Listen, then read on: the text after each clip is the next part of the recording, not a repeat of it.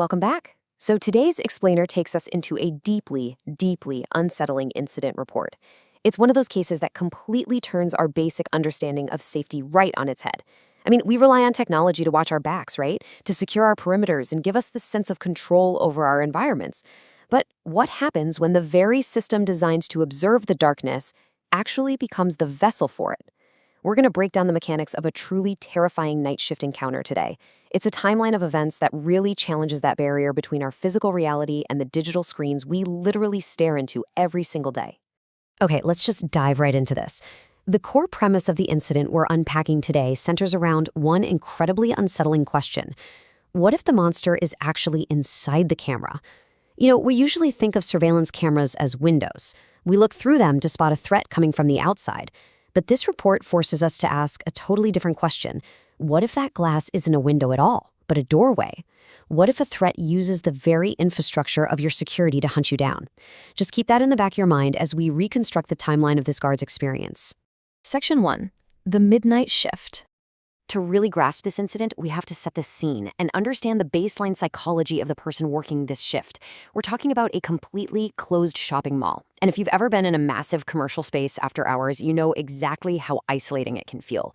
The cognitive load on this guard was just immense.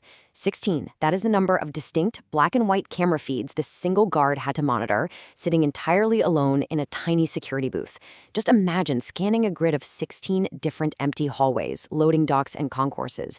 After a while, your eyes naturally fall into this rhythm, just desperately seeking movement, where there shouldn't be any. The report specifically notes it was exactly 2:30 a.m. on a quiet Monday night. Everything was completely still, total silence. And this establishes a profound, almost hypnotic false sense of security. That mundane atmosphere of a quiet Monday shift is absolutely crucial here because it makes the incoming anomaly that much more jarring. When your brain expects absolute nothingness, well, any disruption is magnified 100 times over. And this brings us to the exact moment that false security shatters. The guard reports that camera 7, the one monitoring the main hallway, suddenly started flickering with static. And when that static cleared, the feed wasn't empty anymore. An anomaly had appeared. It was a tall, unnaturally thin figure, just standing directly under the dim escalator lights. But the terrifying part? It wasn't just standing there. It was staring directly into the camera lens. The entity was actively acknowledging the observer. Section 2. The Static Approach. Now, discovering an intruder on camera is frightening, sure, but standard protocol dictates exactly how to handle it. However, the mechanics of this entity's movement completely defied physical logic. The crucial point here is how the guard reacted versus how the anomaly responded. The guard did what anyone would do, grabbed a flashlight, and physically leaned closer to the monitor to get a better look. But the figure on camera 7 didn't turn around. It didn't walk toward the camera. According to the report, it simply vanished. A split second later, camera 8 flickers. Suddenly, the creature is there. And geographically, it is now 2 whole hallways closer to the security booth. From here, the terror just builds rapidly. First, it's on camera 7. Then, a glitch, and it's on camera 8. Then it cascades right through cameras 9, 10, and 11. The guard realizes something impossible is happening. The entity wasn't walking down the hallways. It was literally jumping from monitor to monitor every single time a screen glitched. It was using the closed-circuit network itself as a method of travel, moving steadily and rapidly toward the security office. Section 3. The Impossible Feed. So this static approach is closing the distance way faster than any human could possibly run. The guard is now essentially trapped in this tiny room, watching the entity manipulate the technology to close in. Desperate measures had to be taken. Out of pure panic, the guard executes 2 immediate defensive actions. First, they slam the manual lock button for the security booth door to secure the physical perimeter. Second, and honestly most importantly, they pulled the power cable entirely on the main monitor setup. By severing the power, all 16 screens went completely black. And the logic here is totally sound, right? If the creature is traveling through the digital feeds, you cut the feed, you destroy the pathway. The physical connection to electricity is completely 100% severed. The plug is literally laying on the floor.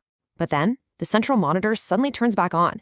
This is the exact moment the incident crosses from a highly unusual security breach into absolute supernatural impossibility. Even with the power completely killed, the hardware activated on its own. And what it displayed, it wasn't camera 111, it wasn't the hallway right outside the door. The screen displayed a live feed of the inside of the tiny security booth itself.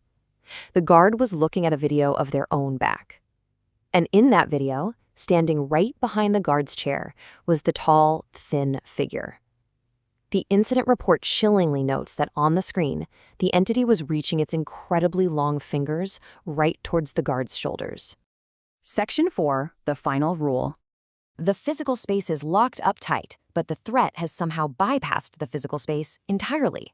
The psychology of this moment is just paralyzing. The guard freezes. They are completely terrified to actually turn around in the chair. So they just watch the impossible. Dead monitor. On that screen, the creature bends down until its face is positioned right next to the guard's ear. Imagine the sheer horror of watching a threat act upon your physical space, but only being able to perceive it through a piece of glass that shouldn't even have power. And then, the dead silence of the room was broken. The security radio sitting on the desk just crackled to life. It emitted this cold, mechanical whisper, "I am not behind you, I am inside the screen." It wasn't physically standing in the room at all. It had become part of the very technology they were using to watch it. The guard wasn't feeling breath on their neck. No, they were watching a digital manifestation of a predator that had successfully invaded the closed-circuit system. The incident report leaves us with one singular, desperate piece of survival advice.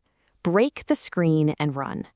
If the glass isn't a window, but a container literally holding the anomaly, your only option is to shatter it and flee. It really makes you wonder, doesn't it? The next time you unplug a device, maybe your computer or your television in the living room, and you see that dark reflection staring back at you, what would you do if that screen suddenly turned itself back on?